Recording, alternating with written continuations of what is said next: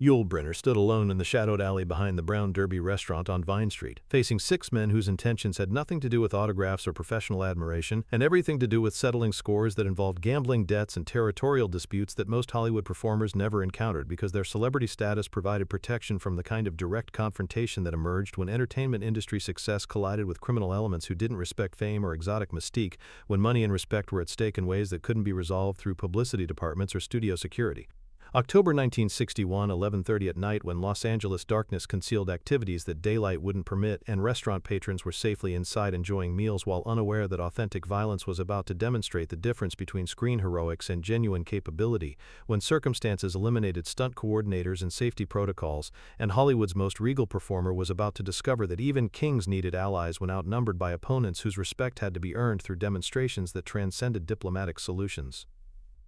If you're fascinated by untold stories where Hollywood legends formed unbreakable bonds through shared combat that revealed authentic character beyond carefully constructed public images, subscribe for more hidden encounters where mutual respect was forged through methods that transformed professional colleagues into brothers whose loyalty extended far beyond entertainment industry boundaries into territory where genuine friendship was measured through willingness to face danger together.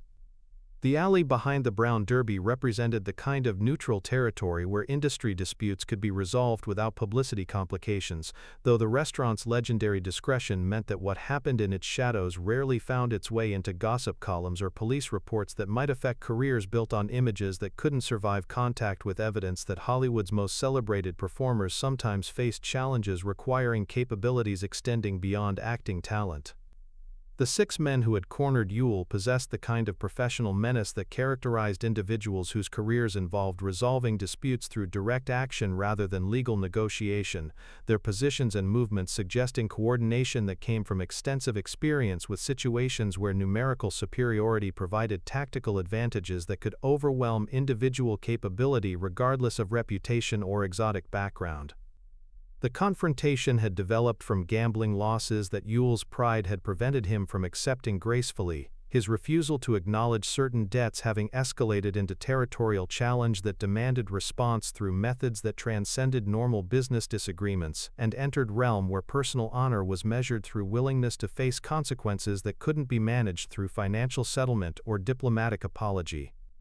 "You think that accent and bald head make you special?" demanded the leader, a thick-set man whose weathered features suggested experiences that went beyond normal criminal activity. "Out here, away from cameras and bodyguards, you're just another performer who forgot that real life operates according to different rules than movie scripts, where heroes always win through convenient plot devices." The assessment was delivered with casual menace that revealed these men's fundamental understanding of what distinguished entertainment applications from practical reality, their confidence based on numerical superiority and direct experience with situations where exotic mystique provided no protection against opponents whose capabilities had been developed through circumstances most actors never faced. 6 against 1 seems like adequate odds for dealing with Hollywood royalty, continued another attacker, his positioning suggesting tactical awareness that came from extensive experience with group confrontations where coordination and timing determined outcomes more effectively than individual skill or reputation that might be impressive in controlled environments but proved inadequate when tested against organized opposition.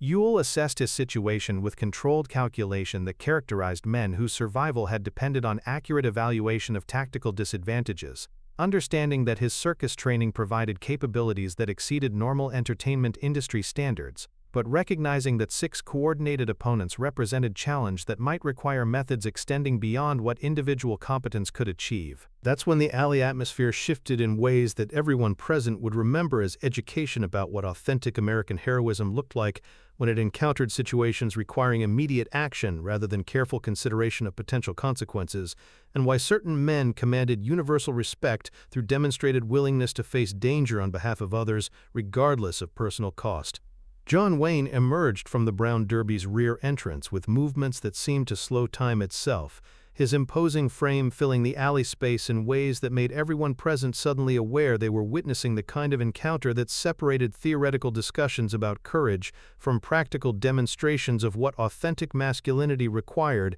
when circumstances eliminated alternatives to direct confrontation.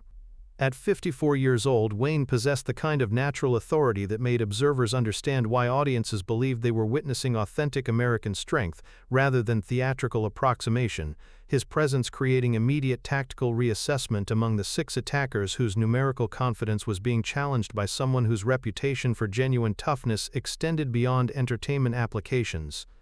"Looks like we got ourselves a situation here," Wayne announced with conversational tone that somehow carried more menace than shouted threats could achieve, his assessment delivered with controlled authority that made everyone present understand they were witnessing something that transcended normal Hollywood social interaction and entered territory where genuine heroism was about to be demonstrated. The 6 attackers found themselves facing tactical problem that their numerical planning hadn't anticipated, understanding that their coordinated advantage against exotic foreign performer was being challenged by someone whose capabilities might prove considerably more difficult to neutralize through conventional group combat techniques.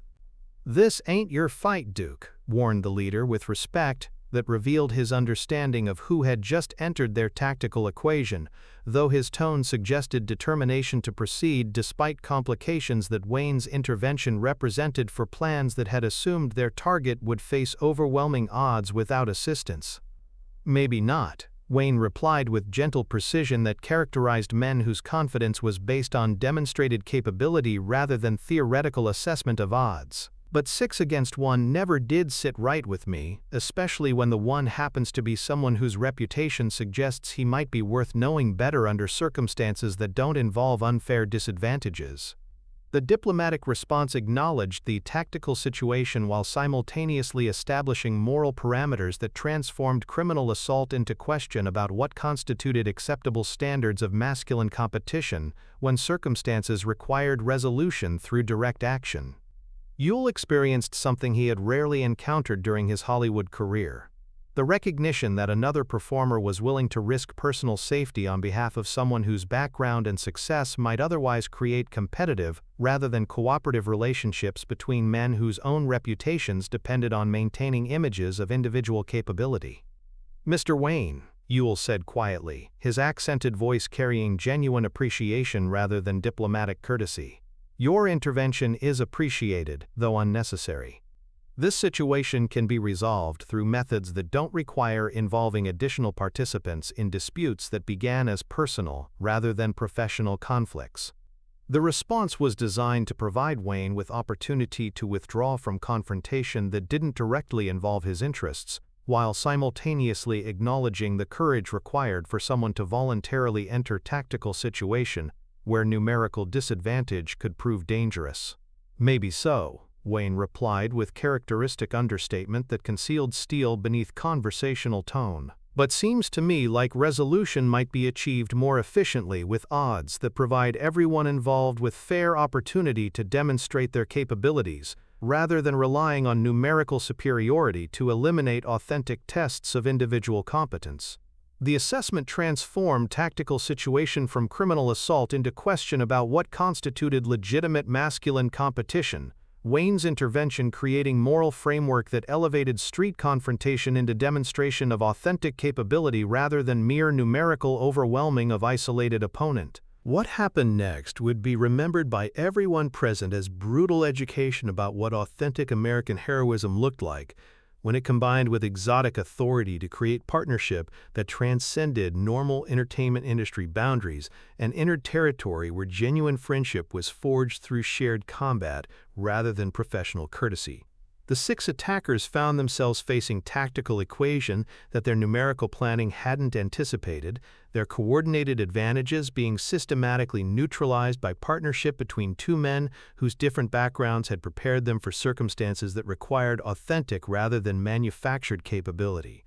Wayne's frontier-tested strength combining with Yul's circus-trained precision to create combat effectiveness that exceeded what either individual could achieve alone. The alley combat lasted perhaps 3 minutes but would become legend within industry circles, where stories about authentic versus manufactured heroism were shared as educational examples for performers whose own confidence in their capabilities might exceed their actual qualifications when tested against genuine opposition that operated according to practical rather than theatrical standards. Wayne's direct approach combined with Yul's surgical precision to create systematic dismantling of numerical advantage that had seemed overwhelming when applied against individual opponent, but proved inadequate when confronted by coordinated response from two men whose different training methods complemented each other in ways that neither had anticipated before circumstances required cooperative demonstration of their respective capabilities. The six attackers found themselves scattered across the alley pavement before their tactical coordination could adapt to partnership that operated according to principles neither had encountered in previous confrontations with Hollywood performers, whose qualifications were usually limited to entertainment applications rather than practical experience with circumstances where survival required authentic cooperation. "Mr. Wayne," Yul said quietly as they surveyed the aftermath of combat that had transformed potential disaster into demonstration of what authentic partnership could achieve, his voice carrying genuine respect rather than diplomatic courtesy. "I find myself in your debt for intervention that was neither required nor expected but which has provided education about what constitutes authentic American heroism when circumstances demand immediate demonstration of courage that extends beyond entertainment applications." The acknowledgement was delivered without diplomatic restraint that usually characterized interactions between performers whose success might otherwise create competitive rather than cooperative relationships. Yul's appreciation revealing genuine understanding of what Wayne's intervention had required in terms of personal risk and professional courage. "No debt involved," Wayne replied with characteristic understatement that concealed deeper satisfaction at having witnessed authentic capability that matched his own assessment of what constituted genuine rather than manufactured competence.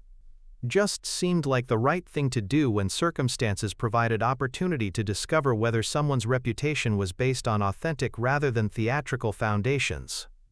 The response acknowledged mutual respect that had been established through combat that revealed character extending beyond professional success, or carefully constructed public images into territory where genuine friendship was forged through shared experience with authentic danger. Years later, when asked about memorable encounters with fellow performers whose capabilities had exceeded initial expectations, both men would describe their alley partnership as professionally and personally significant, though neither provided specific details about what had occurred behind the Brown Derby, or why their subsequent interactions had been characterized by mutual respect that extended far beyond normal industry courtesy. "I learned that authentic capability recognizes itself regardless of background or training methods," Wayne would tell interviewers. "Some men earn their qualifications through circumstances that test character in ways that entertainment applications can't duplicate, and recognizing genuine versus manufactured competence is essential for maintaining realistic assessment of both your own capabilities and those of colleagues whose respect is worth earning." Yul's assessment was similarly respectful while maintaining privacy about specific details. "Authentic heroism operates according to principles that extend beyond personal advantage or professional consideration, and recognizing when someone demonstrates genuine rather than manufactured courage provides opportunities for friendships that are based on character rather than career considerations." But those who witnessed the Brown Derby Alley encounter understood they had seen something that revealed fundamental truths about what authentic masculine partnership could achieve when circumstances required cooperation rather than competition between men whose individual capabilities had been proven through different experiences, but whose mutual respect was forged through shared combat that demonstrated character extending beyond carefully constructed entertainment industry personas.